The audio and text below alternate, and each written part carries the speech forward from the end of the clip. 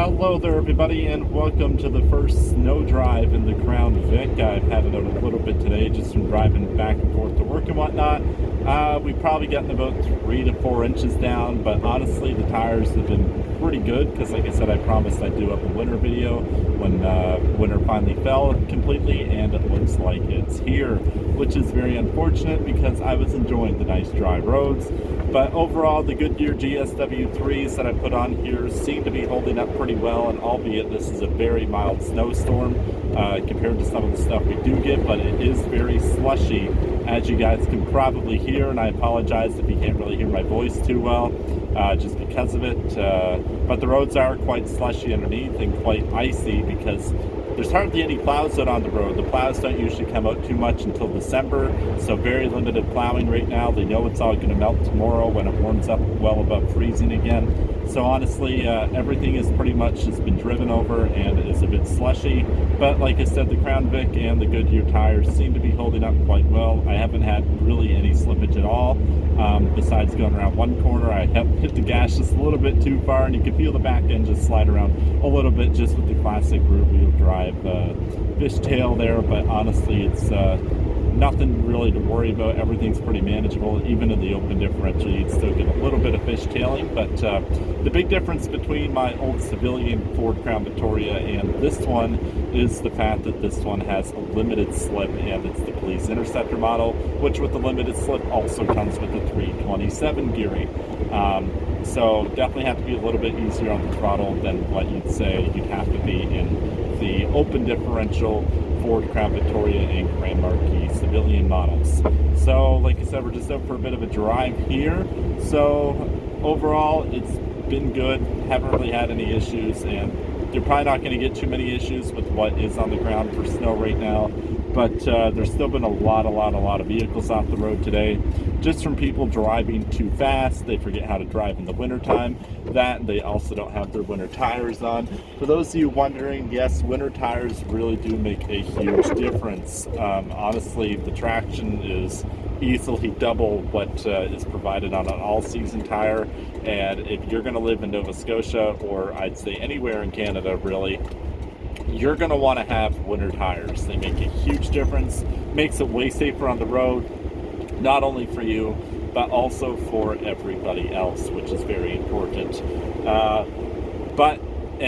Also with driving a Ford Crown Vic, you do not want to cheap out on the winter tires. When it comes to winter tires, you get what you pay for. If you buy some of those cheaper brands, they're not going to have the deep sights that say the Goodyear GW3s and the Michelins and the Blizzaks are going to have. And if you get some of those cheaper Chinese tires, they're probably going to mostly just be very small sipes, and once you get the first third of the tread more knob, they're going to become crap. Or I shouldn't say crap, but they're just not going to work the way, say, the other top of the line brands would normally work. So I definitely highly suggest going with a more expensive brand. Right here we have perfectly clear road, and honestly this is probably what it's going to be most of the way just because of where I'm driving. But I did want to show you guys just a little bit with the Goodyear tire. It works well, and to be honest, I'll let you guys know more of an in-depth review once I get like a full-blown winter on them, or like a full-blown snowstorm in them. This one, very mild snow. You probably would have been somewhat okay in like a deep tread, more aggressive all season today. But I still wanted to suggest it just because they haven't really salted too many roads. The highways are the only thing I've seen salted today. Downtown isn't salted. None of the side roads are salted. Speaking of salting, there they go right there. And I just felt my car rust out as soon as that hit me.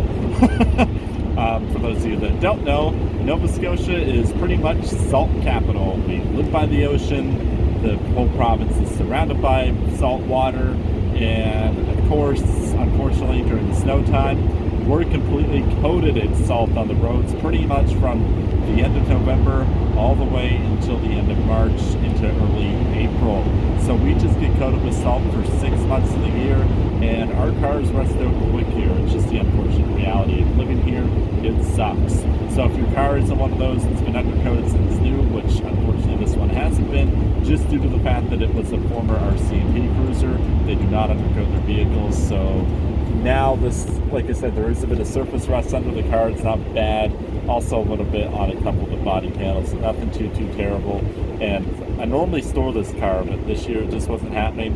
It just wasn't financially feasible. I still could have done it, no problem. But you know, the Corolla is holding up almost $3,000 in that value for me. And not only that, it maintenance costs and stuff, so you have to do the extra oil changes. If something breaks, you got to repair it. So I just decided to go back down to the one vehicle for this year, because for me it's just so much easier to do and way less stressful. And I don't know about you guys, but with the way the last couple of years have been, if you can reduce the stress in your life, definitely take that option. And that was just one of the things that I did to reduce the overall stress level for me. Yeah, the roads do, unfortunately for the video, look clear from here on out, so I'm probably going to end this video here in a couple of seconds or minutes. We'll see what's going on when I take the corner, but the road does look fairly clear. It looks like the Samsung tries to focus on the wiper as it comes down, so that's probably a little bit annoying. I do record these driving videos just with the phone. I don't have any fancy GoPro or anything up in the car, so you guys just kind of got to deal with whatever the phone gives you, both for audio and video quality. Not too much traffic though today, because most people stayed home. This is a very hilly area, this part of Nova Scotia. Lots of hills, lots of mountain areas, so people just generally tend to stay home when it snows, unless you're more in the downtown area, kind of like I am. But besides that, if you live 7-8 kilometers away from downtown, things definitely get a little hairier, because you're probably up on a higher altitude, and they definitely do get a lot more snow. But yeah, guys, like I said, so far the Goodyear GW3s seem to be good. They're a little louder than what my all-seasons are on the highway and whatnot, which I expected, because they're a very deep tread and very aggressive tread. But based on what I've experienced so far today, they do well. The Crown Vic does well.